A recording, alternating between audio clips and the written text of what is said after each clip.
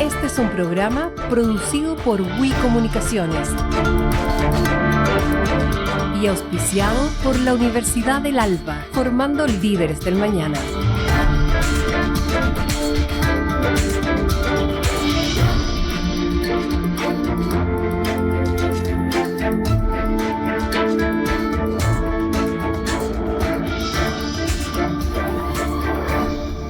Punto de encuentro. Conversaciones que construyen país.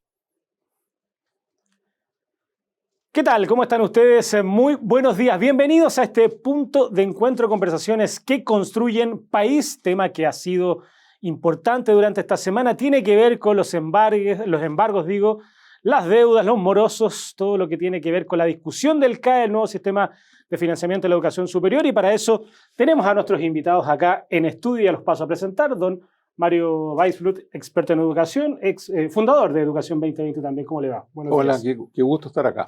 Y además, don Belisario Prat, abogado docente de la Universidad del Alba y abogado también de deudores del CAE, ¿no? Claro. Bueno, los invito a que revisemos una nota antes de comenzar en esta discusión que, por cierto, se ha tomado durante estos últimos días. La agenda tiene que ver con el sistema de educación superior, pero principalmente con lo que ha desarrollado el Ejecutivo, el Gobierno, de embargar cuentas corrientes en función de los deudores de este crédito con aval del Estado. Revisamos la nota y lo conversamos a continuación.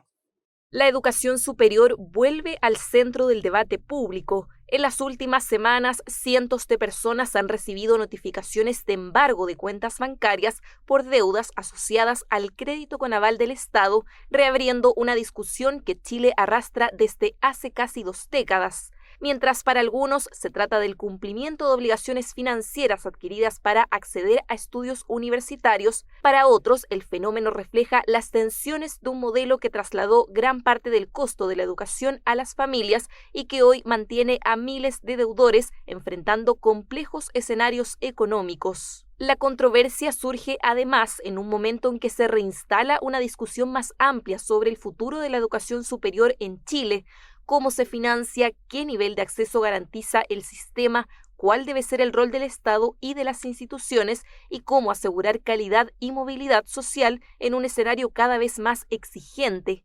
¿Es el embargo una herramienta legítima para garantizar el pago de una deuda o es una señal de que el modelo requiere cambios más profundos? ¿Qué lecciones deja el CAE para el diseño de las políticas educacionales del futuro? De eso conversaremos hoy en Punto de Encuentro. Bien, personas deudores del CAE que durante esta semana aparecieron con sus cuentas corrientes en cero. Embargos producto de estas deudas que provienen de este crédito para poder financiar la educación superior. Mario, primero, lo que hemos conocido esta semana, ¿no? Sí. ¿Buena medida lo que ha tomado el Ejecutivo en torno a embargar cuentas corrientes? Mire, yo creo que hay que partir un poquito más atrás, ¿eh? Después podemos centrarnos ya en el embargo. Yo lo que quiero decir es lo siguiente. Yo vengo de una matriz ideológica de la centroizquierda. Sin embargo, aquí tenemos que antes aclarar que el país está viviendo en educación superior 2 terremotos. Yo llamaré a uno el terremoto Boric y al otro el terremoto Bachelet, que le están costando ambos al Estado unas cifras siderales. Yo preparé unas grafiquitas que no sé si las podríamos poner en pantalla. Que tiene que ver con la evolución de la deuda, ¿no? Ahí estamos viendo son 2, déjame, ahí te digo. Ahí estamos la de viendo. arriba. Mira tú la evolución del porcentaje de morosos del CAE, que es la gráfica de arriba en color azul. Sí. Sube y ya vamos en 60%. Esa es culpa de Gabriel Boric, con nombre y apellido. Primero, porque en su gobierno le dijo a la gente, yo les voy a condonar esto. Entonces, bueno, si me van a condonar, yo que voy a estar pagando, ¿no?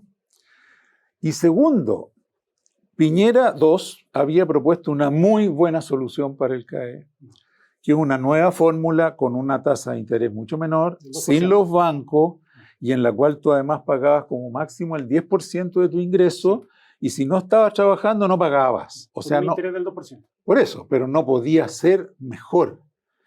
Y él la chantó, la frenó cuando llegó al gobierno, trató de sacar una nueva fórmula que es este famoso proyecto FES, que nunca anduvo en sus 4 años y dejó ensartado a todo el mundo con el problema de la morosidad del CAE. y del CAE en general. La segunda gráfica, quiero mostrar que en realidad el terremoto Boric palidece en tamaño comparado con el terremoto Bachelet. Ahí estamos mirando. La gráfica azul es la cantidad de plata que el gasto neto del Estado en el CAE. Sí. Esto es lo que le ha estado costando al Estado en dar los avales, en pagar, etcétera, etcétera, etcétera. 1.000 y tantos millones de dólares. La gratuidad que comienza ahí en el año 2017, 2016, sí. revienta para arriba y ya estamos gastando 4.500 millones de dólares en una gratuidad que en un buen 50% de los casos son estudios que no se justifican, en universidades de mala calidad, en carreras que no van para ningún lado y que van a dejar al Estado ensartado y a los cabros que la estudian de chofer de Uber. Entonces, son 2 terremotos los que estamos viviendo y ahí es donde viene entonces ahora el problema de los embargos que tienen que ver con la curva azul. Claro. O sea, con lo que está gastando el Estado en CAE y que quiere recuperar.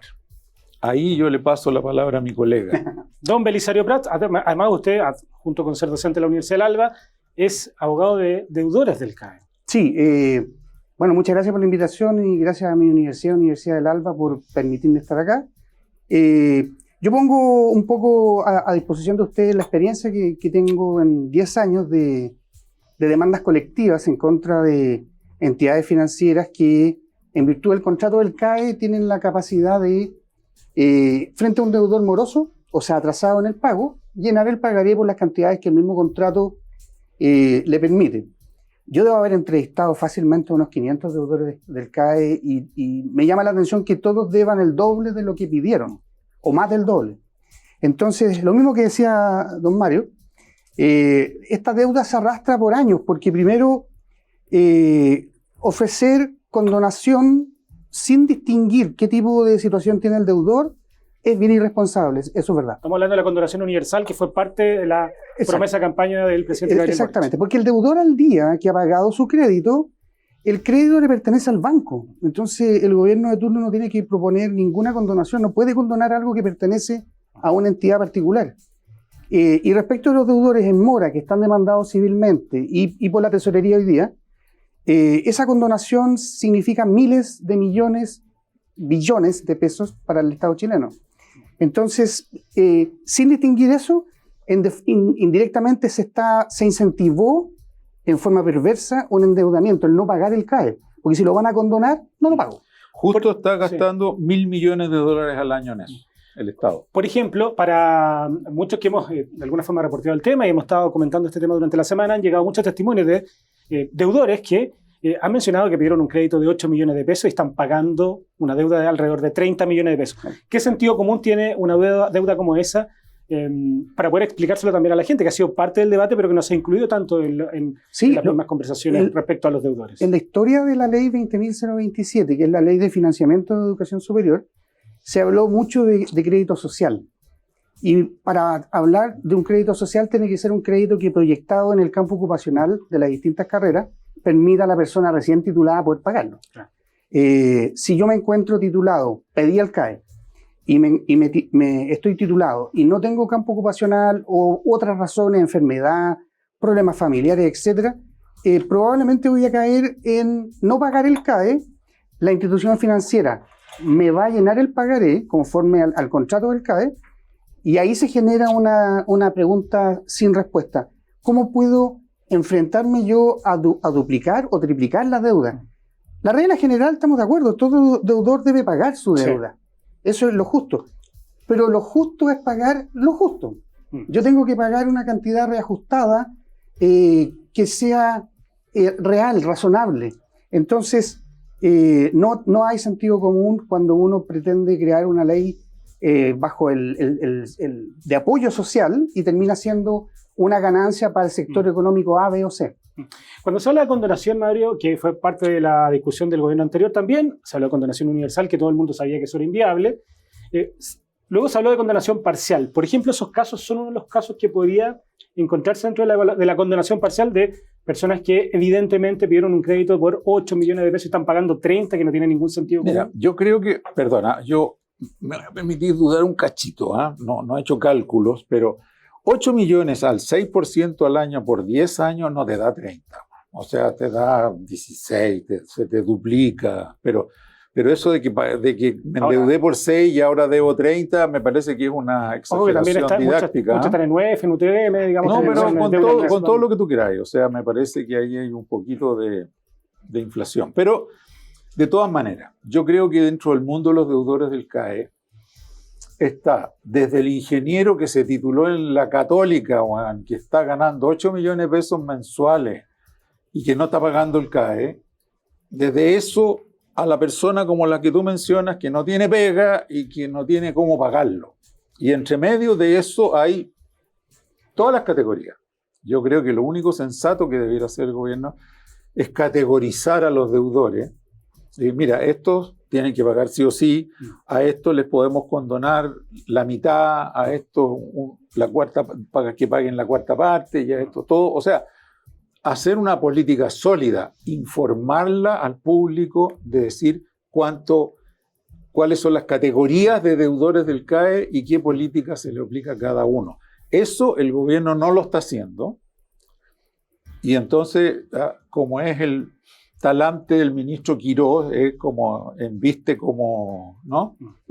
Ya, la tesorería, todo, embárguenle las cuentas correctas. A cobrar solamente. A cobrar. Yo creo que el ministro Quirós debiera ser un pelito más sensato. Es decir, mira, paremos la moto un poco, vamos a categorizar a los deudores del CAE de acuerdo en qué estrato de ingresos están, si tienen casa, si no tienen casa, si tienen pega, si no tienen pega, los ingresos que están teniendo tributarios antes de embargar las cuentas.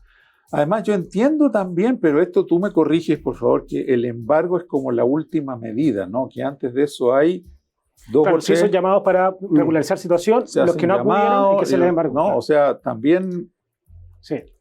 hay que verificar eso. Sí.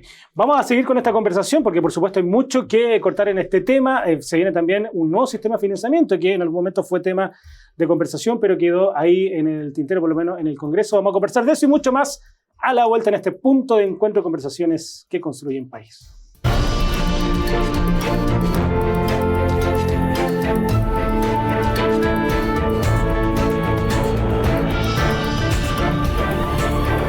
Punto de encuentro. Conversaciones que construyen país.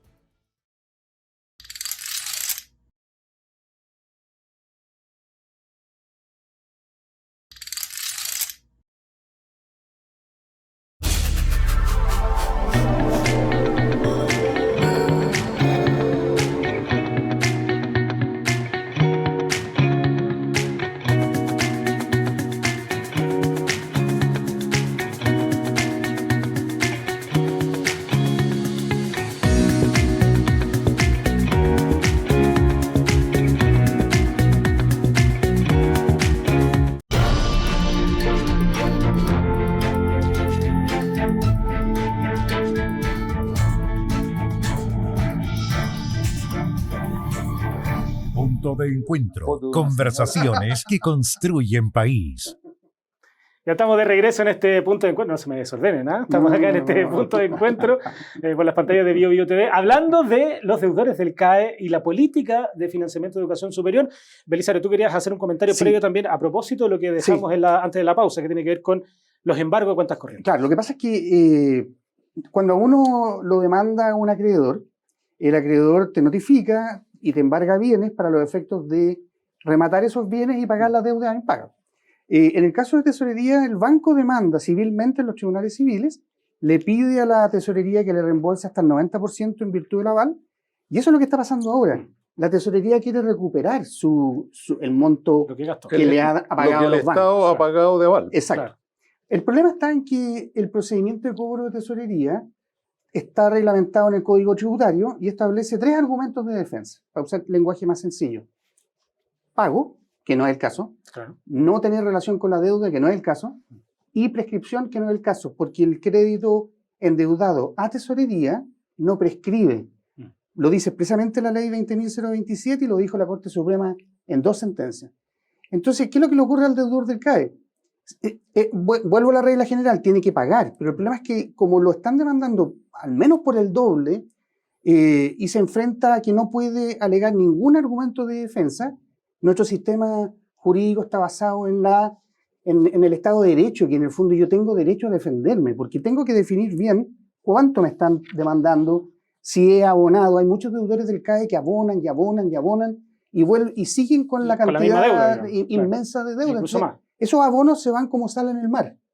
Claro, y no hay forma de resolverlo, que es parte de los argumentos que tienen muchos de los que dejaron de pagar, que son, lo decían previo a la grabación, hay 2 deudores del CAE, ¿no? Claro. Los deudores post modificación en el gobierno de Sebastián Piñera y los deudores que firmaron este crédito que era evidentemente abusivo, digamos, sí. con cláusulas muy poco de sentido común, digamos. ¿Cómo nos hacemos cargo de ese público puntualmente? Porque, claro, uno puede criticar efectivamente que no estén pagando, pero también tiene un sentido lo que decías tú, Belisario. O sea, siguen pagando y la deuda sigue creciendo. Entonces, no tiene ningún sentido común eso. Bueno, a ver, dos comentarios. Uno, lo conversamos antes, tú tenías razón. La propuesta magnífica, a mi juicio, que hizo el gobierno de Piñera todavía no se aplica.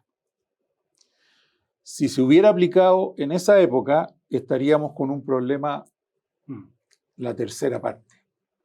Pero llegó Boric y en vez de aplicar una ley que la propuso el gobierno anterior, entonces dijo, no, eso no sirve, y empezó con su proyecto del FES, y hemos seguido con el modelo antiguo, que es realmente muy oneroso. Eso es una primera cosa.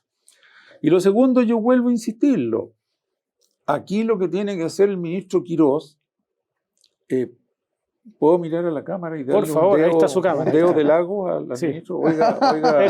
Oiga, ministro, pare de gozar, ministro, con este tema de los embargos. Categoricen a los deudores en los de categoría A, B, C, D, Y. Publiquen una política. A estos les vamos a condonar todo, a estos la mitad, a estos no, a estos tienen que pagar toda la deuda, en fin. Pero en este momento es todos al mismo saco y a lo bestia así, ¿no? Ya la tesorería encima. Eso no dura, porque estamos hablando de cientos de miles de deudores. No sé cuántos son en total. 550.000 según lo que... Deudores, morosos, porque los deudores en general son cerca de 1.996.000. 60% de morosidad. Mira, ubiquémonos en una cifra. Hoy día el sistema de educación superior tiene aproximadamente 1.300.000 alumnos, que es el crecimiento por la gratuidad que se infló así brutalmente. No todos tienen crédito, no todos tienen CAE, pero un buen 50-60% lo tiene. Estamos hablando de 600-700.000. Con 60% morosos estamos hablando de 400.000 personas a las cuales le embargarían las cuentas. O sea, no cuadra. Claro, en lo que va del año, no tiene gollete. En lo que va del año son cerca de 32.000 personas que se han acercado a regularizar su situación, según informó la tesorería, pero sigue siendo un número... Pero en todo caso, eso importante. Es una señal de que al apretar las tuercas, un porcentaje de los que definitivamente son frescolines, porque los hay, dijeron, ¿sabes qué más? Mejor voy a pagar. Porque hay gente que se sacó un título que les está permitiendo ganar mucho dinero. O sea, también, digamos, las cosas paren de gozar los frescos. O sea, ya paguen lo que deben. Belisario, a propósito de lo que decía Mario, ¿no?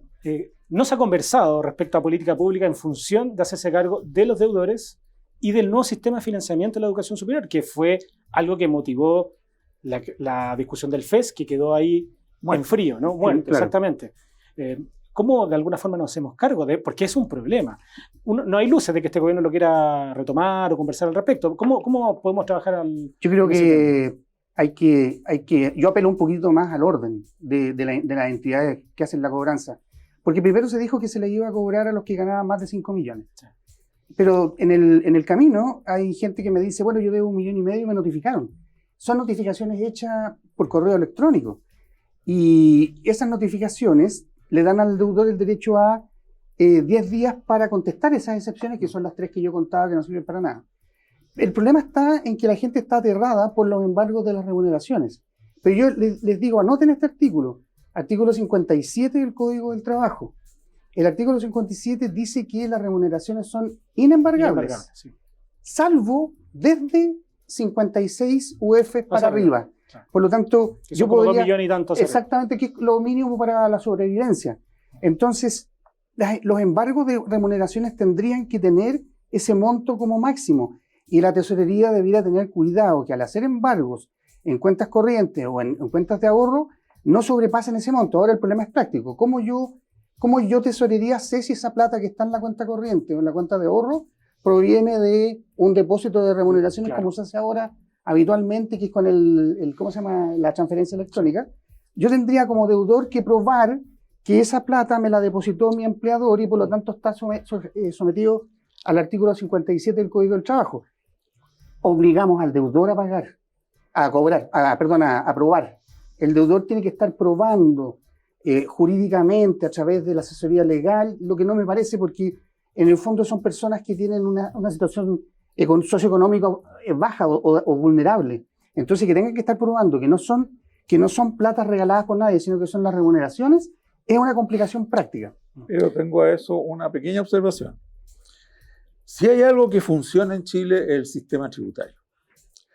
A ti, Impuestos Internos te prepara tu declaración, ¿no es cierto? Claro. Y a ti también, y a mí también, y tú nomás le firmáis. ¿Sabe el sistema de Impuestos Internos lo que has ganado por remuneraciones, por arriendos, por depósitos a plazo, por lo que tú queráis? O sea, la situación de cada uno de los deudores basta con una hojita del Servicio de Impuestos Internos para decir exactamente cuál es la situación. Entonces, hay ahí una solución expedita y rápida a la demostración de la realidad financiera actual y de los años anteriores del deudor. Eso tiene bastante solución. Ahora, un punto que tú tocaste fue esto de la ley del FES. Esa ley es un engendro que no va para ningún lado. Yo le transmitiría aquí un ruego a la ministra de Educación. Ministra, tome el proyecto de ley de Sebastián Piñera, que es de su misma coalición de gobierno. Ya tiene en el Parlamento los votos al tiro necesarios y aprueben el nuevo modelo del CAE, que es este del crédito máximo 2%, que máximo te cobran el 10% de tu ingreso, que si no estás trabajando no pagas. Con eso sanearíamos a futuro, no el pastel que ha quedado hasta ahora, pero para los futuros estudiantes podríamos tener un sistema de crédito mucho más conveniente. No hay una solución mejor que esa. Fue propuesta por una comisión multipartidaria de expertos de izquierda, de derecha. Piñera la tomó, hay un proyecto de ley perfecto en el Congreso parado. Entonces, retomar eso yo creo que es la solución de futuro. Otra cosa es para atrás. Y para atrás yo vuelvo a insistir, no hay otra que categorizar a los deudores en A, B, C, D, E y darle un tratamiento diferenciado a cada uno dependiendo de la situación. Lo que puede implicar condonación, efectivamente. Digamos. Sí, pero no a todos, no, por supuesto, sino que a algunos. Es más viable económicamente hacerlo. Sí, no, exactamente.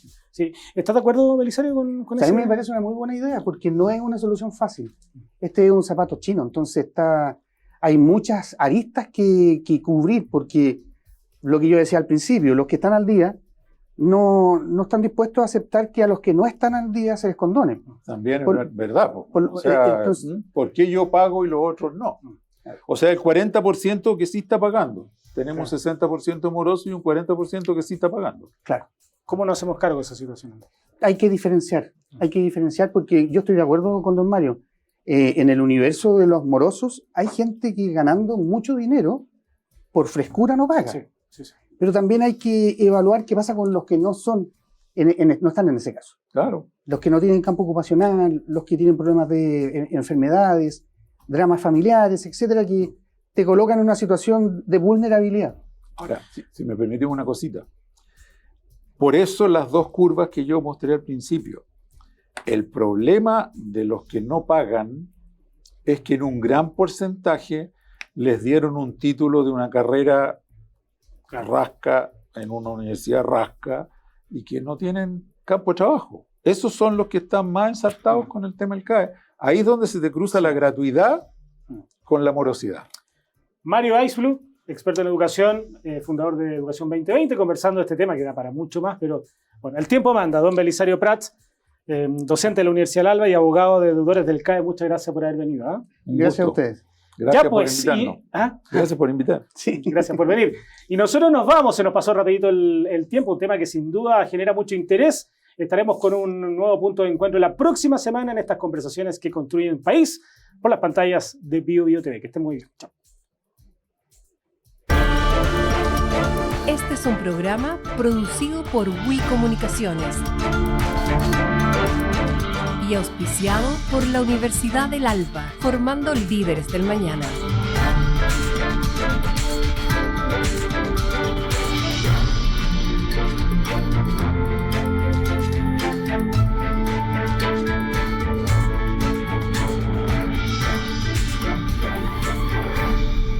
Punto de encuentro. Conversaciones que construyen país.